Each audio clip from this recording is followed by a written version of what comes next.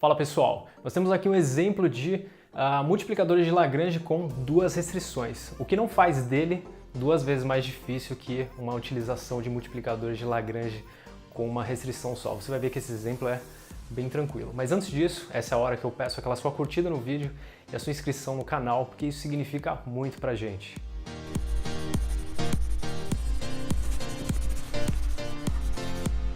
Então vamos lá, nós temos duas restrições aqui.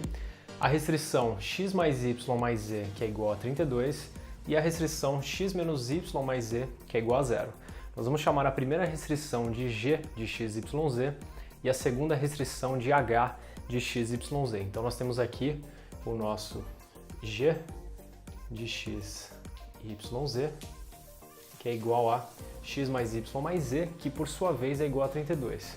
E o h de x, y, z, que é igual a x menos y mais z, que é igual a zero. Compensa aqui no começo do exercício você fazer já o cálculo dos gradientes. Então, o gradiente de f, dado por nabla f de x, y, z,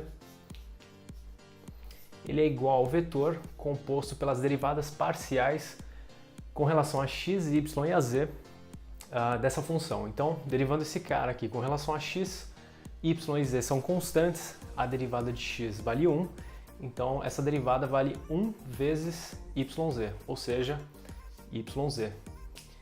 Da mesma forma, a derivada com relação a y vai dar xz e a derivada com relação a z, xy. Nós temos também que o gradiente de g de x, y, z, um pouquinho mais fácil que o de f, ele é igual a derivada dessa função com relação a x, que vale 1, derivada dessa mesma função com relação a y e com relação a z, portanto o vetor de componentes 1, 1, 1. E o gradiente de h de x, y, z, ele é igual a vetor 1, menos 1 e 1, bem parecido com o gradiente de g. Então nós temos aqui a estrutura da utilização de multiplicadores de Lagrange quando você tem duas restrições. Lembrando que nós devemos também colocar a restrição e resolver um sistema de equações. Eu só não vou colocar a restrição em todo passo, para economizar espaço, a gente coloca no finalzinho. Vamos primeiro montar essa equação aqui. Nós temos um vetor que é igual a uma constante, no caso lambda, vezes um outro vetor, mais 1000 vezes um terceiro vetor. E os três vetores estão ali do lado esquerdo. Então nós temos aqui vetor yz, xz, xy, que é igual a lambda, vetor 1, 1, 1, mais 1000, vetor 1, menos 1 e 1. Lembrando que essas constantes a gente pode passar multiplicando as componentes do vetor. Então nós temos aqui yz, xz, xy, tudo isso igual a lambda, lambda, lambda, mais 1000, menos 1000 e 1000. Somando esses dois vetores, nós temos aqui do lado direito lambda mais 1000, lambda menos 1000 e lambda mais 1000. Do lado esquerdo a mesma coisa, yz, xz e xy. Essa equação nós podemos explodir em três partes. Quais partes são essas? Yz, que é igual a lambda mais 1000, xz, que é igual a lambda menos 1000, xy, que é igual a lambda mais 1000. Mais duas equações adicionais, que são as restrições desse problema. Então nós temos aqui que yz é igual a lambda mais 1000, xz, lambda menos 1000 e xy, que é igual a lambda mais 1000. Lembrando que as duas restrições vão aqui embaixo, novamente, x mais y mais z, que é igual a 32, x menos y mais z, tudo isso vale zero. Então nós temos aqui um sistema com 5 equações e 5 variáveis, e aí é que entra a sua criatividade.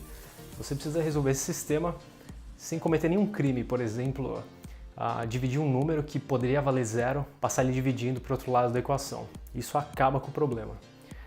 Então, olhando essa equação, esse sistema, a sacada para resolver ele é a seguinte.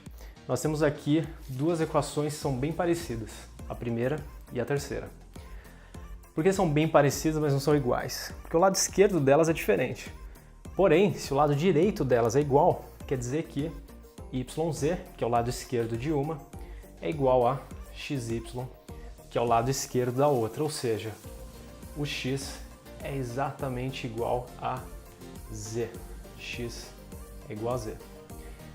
Somando essas duas equações, mais uma estratégia, nós temos aqui 2x mais y menos y, cancelou, z mais z, 2z, tudo isso igual a 32, portanto, x mais z deve ser igual a 16. X mais z igual a 16, simplificando por 2 aí essa equação. E aí você pode estar pensando assim, pô, mas você, mesmo que mentalmente você passou o y dividindo aqui e você não sabe exatamente se o y pode valer zero ou não.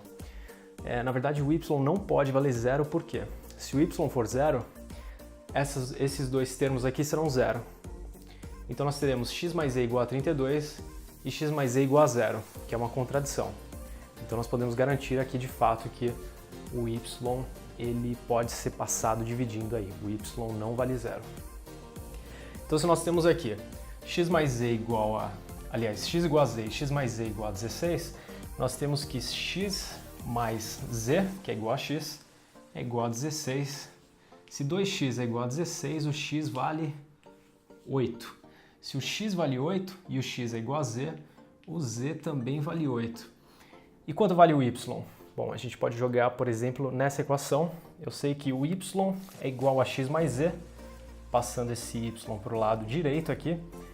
Ou seja, o y vale 8 mais 8, que é igual a 16. Acabou o problema? Quase. O que ele pede, na verdade, é o mínimo dessa função. De qual função? Da função f, de x, y, z. Qual que é o mínimo dela? O mínimo acontece nesse ponto, mas qual que é o valor desse mínimo? É o f de 8, 16 e 8, que é a mesma coisa que 8 vezes 16, difícil escrever aqui embaixo, vezes 8, que é igual a 1024. Está aqui o mínimo valor dessa função.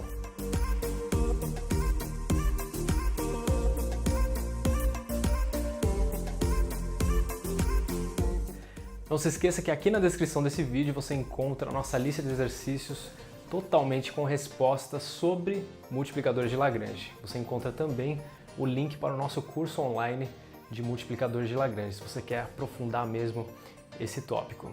Até mais!